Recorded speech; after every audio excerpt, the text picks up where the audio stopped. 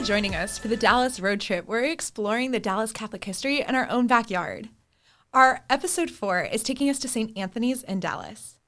So in 1936, the celebration for the 100th anniversary of the Republic of Texas was being held at Fair Park. Fair Park is an expanse of 277 acres that lies within our diocesan borders.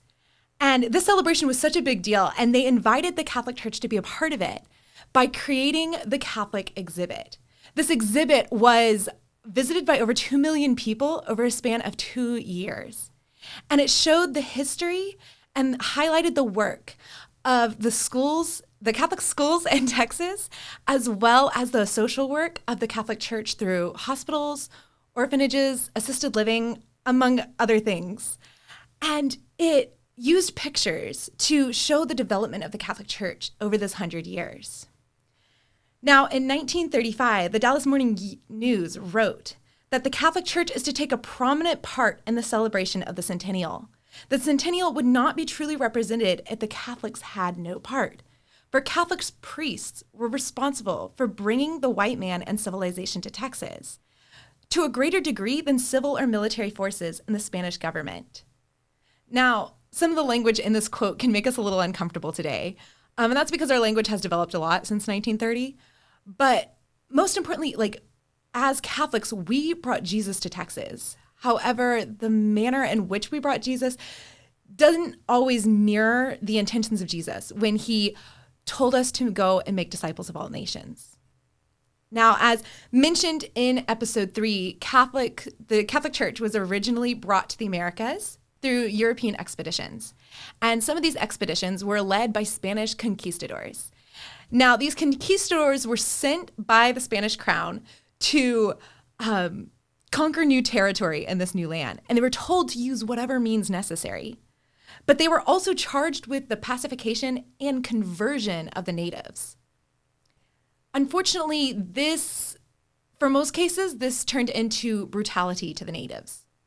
This is not to say that all Catholicism in Texas was brought about by the hand of violence, but it is to acknowledge that in some cases, faith was forced upon others in a way that horrifically violated their human dignity. Though there is much to be proud of for our Catholic history in Texas, there is also a lot that we need to ask for Jesus' healing in. Through his ministry, as portrayed in the Gospels, Jesus reveals himself to be a healer of individuals. He healed people of their deafness, their muteness, their paralysis, their wounds. But he also healed the relationships between people, women in society, Jews and Gentiles. And Jesus' actions are never separate from his nature. So wherever Jesus is present, true healing exists as well. And so we repent to God for the way that the gospel was tarnished in our history, and we ask that Jesus comes and heals those wounds. Now, when the centennial celebrations were over, the Catholic exhibit was dismantled, but then later it was reassembled in St. Anthony's in Dallas. St. Anthony's was established as a predominantly African-American community, and it strives to spread the gospel in the way that it was meant to, with open doors. I'd like to share a few words from one of the clergy members at St. Anthony's who seeks to make a home for others at his parish. He says, "For those with roots at St. Anthony's, come on back. We are excited and ready to welcome you. And for those who are just curious, come on in. Because you can have a unique experience of being Catholic.